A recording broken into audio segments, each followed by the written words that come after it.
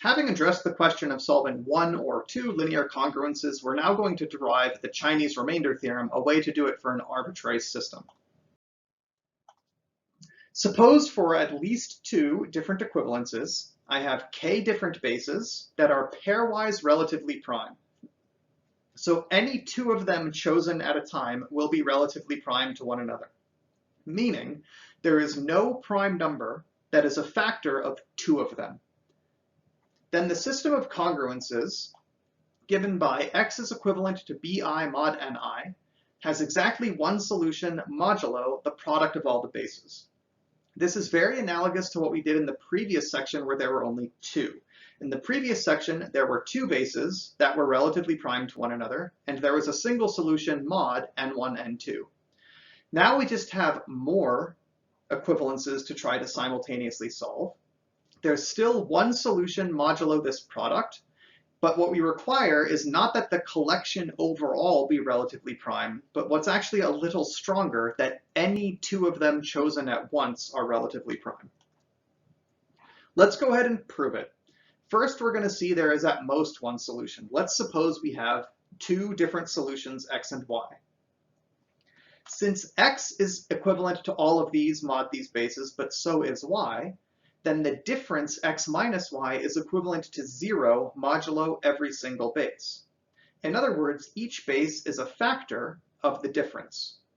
But these bases are all relatively prime to one another, which means that the product of all of them is in fact a factor of the difference, where we defined n, capital N, to be this product. So if we have two solutions x and y, the product of all the bases must be a factor of the difference, but this is exactly the definition that the two solutions would be equivalent modulo capital N. So mod capital N, this product, there can be at most one solution. But are there any solutions at all? We're going to proceed inductively.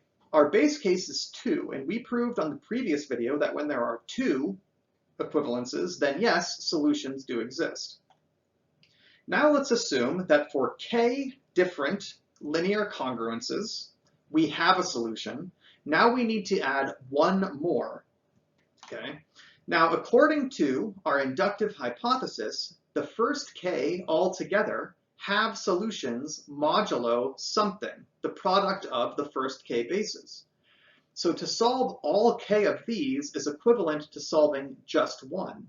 Then when I add another one in, I actually only have two linear congruences. Here is the equivalent solution to all k initial linear congruences, and now I add one more.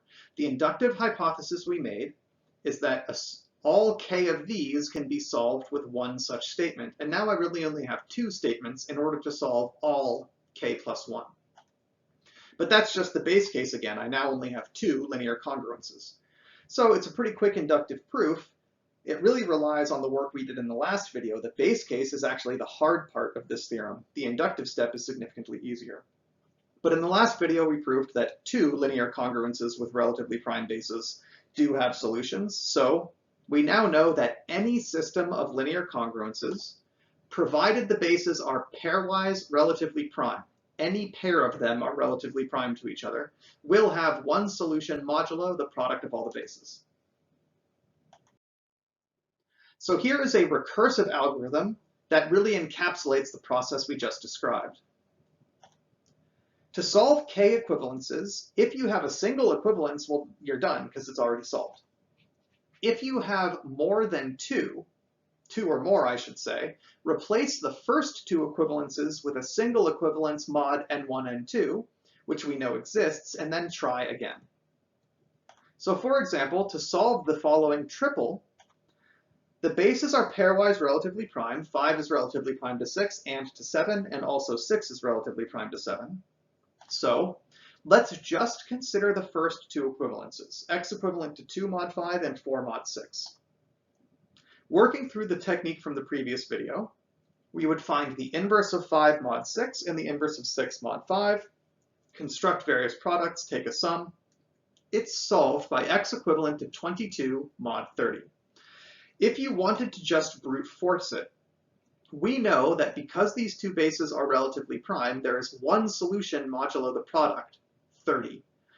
At worst, we now have 30 values to check, which ones are 2 mod 5 and also 4 mod 6. There will be exactly one such number in a complete residue system mod 30. Checking by hand, 22 is going to be the number in the standard complete residue system that satisfies both of those properties.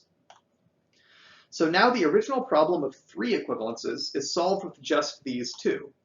We've determined that these two equivalences are exactly solved when this one is. So now I actually only have 2 equivalences. The bases are relatively prime. Find inverses of one with respect to the other. The inverse of 30 mod 7 is actually the same thing as the inverse of 2 mod 7, because 30 is equivalent to 2 modulo 7. That simplifies one step. But anyway, you find those inverses, and you will find x equivalent to 22 mod 210. 30 times 7 being 210.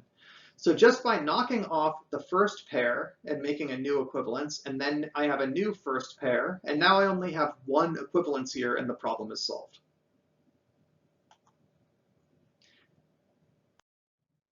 So here is that algorithm presented as a flowchart. It recursively computes the solution, provided the bases are pairwise relatively prime. If there's only one equivalence, there's not really anything to solve, you're already done.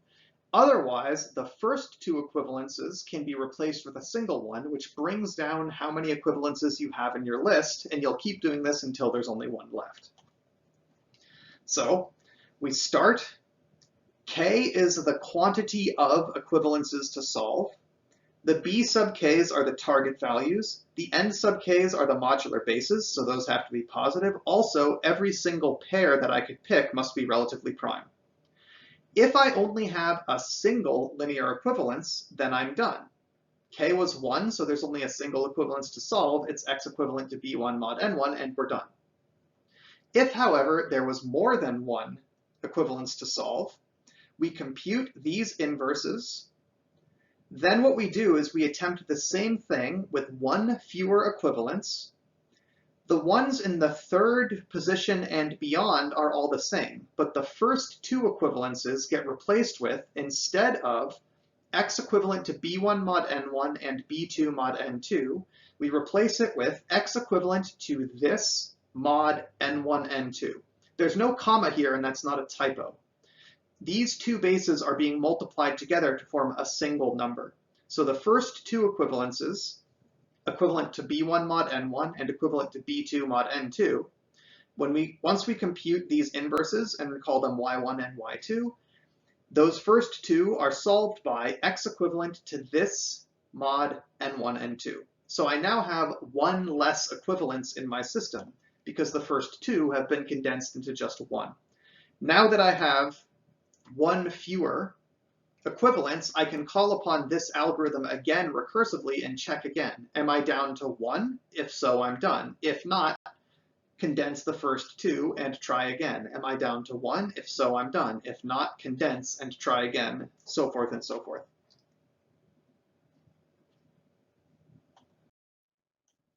Well, that previous flowchart algorithm is wonderful if you're a computer. If, however, you're trying to solve a system by hand, you cross your fingers and you hope you don't have that many equivalences to solve, and also the bases are relatively small. And then what you want is a quick way using hand techniques, which, while not faster if you're a computer, will probably be better if you're doing it manually. What we want to do is we want to solve x equivalent to bi mod ni. I ranges from 1 to k, so we have k total equivalences. The target values bi are any integers, however, those bases have to be positive. They also have to be pairwise relatively prime to one another. Here is a technique that will solve all of them at once without going through that recursive procedure. First, let capital N be the product of all of the bases. So n1 times n2, a product of all of them, call that capital N. Capital N sub I is going to be take that product of all of them, but cancel out the ith one. So in practice, what you have done is you have multiplied all the bases except for the ith one, because it does appear in the product capital N, and then you cancel it out. So N sub I, capital N sub I, is the product of all the bases except for that index.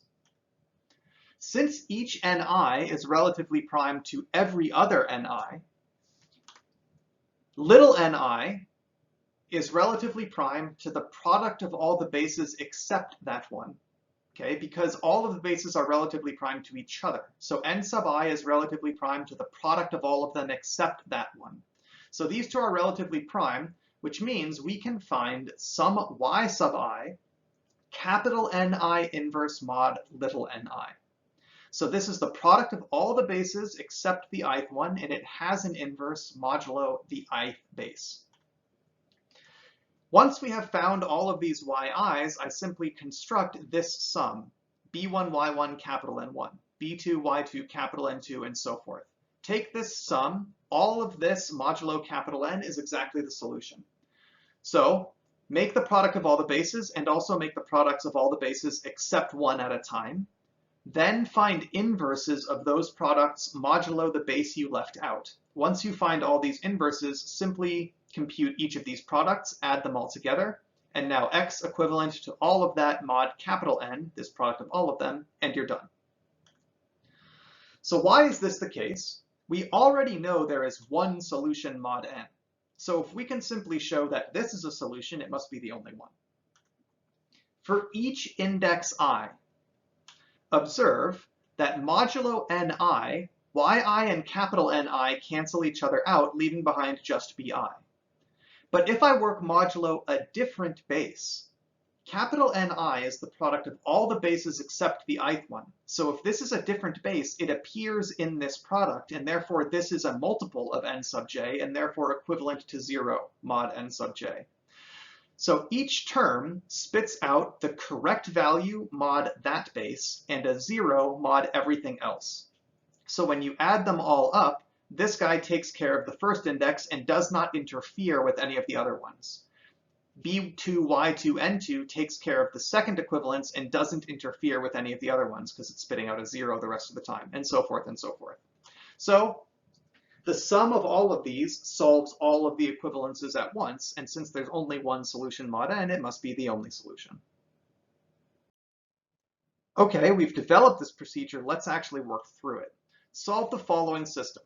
X should be equivalent to 3 mod 7, 2 mod 8, and 3 mod 9. To be clear, the b's are the target values, 3, 2, and 3. The n's are the bases, 7, 8, and 9. Then what we have to compute, after checking that they are pairwise relatively prime, which they are, 7 is relatively prime to 8 and 9, and 8 and 9 are also relatively prime to each other. So capital N is the product of all the bases, 7 times 8 times 9. Capital N1 is the product of all the bases except the first one, so just 8 times 9. This is the product of everything except the second one, so just 7 times 9. And this is the product of everything except the third one, so just 7 times 8. Now we have to start finding inverses. Y1 is equivalent to capital N1 inverse mod little n1. In other words, 72 inverse mod 7. Now 72 is much bigger than 7. In fact, 72 is equivalent to 2 modulo 7. So 72 inverse is the same thing as 2 inverse, and this is a lot easier. 2 times what is equivalent to 1 mod 7? 2 times 4 is equivalent to 1 mod 7. So we can pick any integer equivalent to 4 mod 7 and call it y1. For y2, we want capital N2 inverse mod little n2. Capital N2 is 63 and little n2 is 8. So we want 63 inverse mod 8. 63 is a lot bigger than 8. In fact, 63 is equivalent to -1 mod 8. So -1 times what would be equal to +1? -1 times -1 would be equal to +1. -1 is its own inverse. It always will be, in fact. So I can pick y2 to be any integer equivalent to -1 mod 8. For y3, n3 is 56 and n3 is 9. Capital N3 is 56 and little n3 is 9. So we want to find something equivalent to 56 inverse mod 9, but 56 is bigger than 9. It's equivalent to 2 modulo 9. So here I need to solve 2 times what is equivalent to 1 mod 9. 2 times 5 is equivalent to 1 mod 9. So y3 can be any integer equivalent to 5 mod 9. Well, if y1 is anything equivalent to 4 mod 7, and y2 is anything equivalent to -1 mod 8, and y3 is anything equivalent to 5 mod 9, let's just go ahead and pick For the sake of argument, 4, -1, and 5. Why not? So b1 is 3. y1 I can pick to be anything equivalent to 4 mod 7, so let's just pick 4. And capital N1 is 72. b2, y2, capital N2, b3, y3, capital N3. Now we have to work all of this out, but this is just some arithmetic. And it simplifies down to 66 mod 168. So any x equivalent to 66 mod 168 will solve all three of these. Now you can check your answer in a couple of ways. Is 66 actually equivalent to 3 mod 7? Yes, it's 63 plus 3. Is it equivalent to 2 mod 8? Yes, it's 64 plus 2. Is it equivalent to 3 mod 9? Yes, it's 63 plus 3. So 66 does solve all of these, and we know there will be one solution modulo 7 times 8 times 9, aka 168. So we check this does solve all three, and there can be only one solution mod 168, so we have found all the solutions. All right, next up. So here's the flowchart for that iterated procedure that we were doing in the previous example. We will do more examples in the next video, don't worry, but here's just a presentation of that process as a flowchart if it is helpful to you. How does it work? Well, we start, of course. K represents the number of equivalences to solve. All of the b sub i's are the target values modulo n sub I that have to be positive. And also those bases must be relatively prime to one another. Then we simply compute capital N to be the product of all the bases, and we start off with a counter at 0. If we have counted all the way to how many equivalences there are to solve, we can exit this loop, but by default, we're not going to at the beginning. I starts at 0 and k is at least as big as 1. So what do? Increase the counter by 1, take capital N and divide out that one single base, n sub I. Call that capital N sub I. So at first what we've done is I is 0, which isn't equal to k, so let I equal 1 and declare capital N sub 1 is the product of all of them, divided out n sub 1. Am I done? If not, go to the second index and let capital N2 be n over n2. Am I done? If not, go to the third and let n3 be capital N over little n3, and so forth, until you've done that for everything in the list. Then we're going to reset our counter back down to 0 because we're going to have to count through something else. Have I reached the end of the list? At first, definitely not. So what I have to do is compute the inverses of capital N modulo little n and increase my counter. Do this over and over until you've computed all of these inverses, modulo the various bases. Once you have accomplished that, compute x to be this huge sum and say, there is your solution. This value, capital X, modulo capital N, which was this ginormous product you computed back here, and you're done. So this is the procedure we went through, and we're going to do more examples of it in the next video.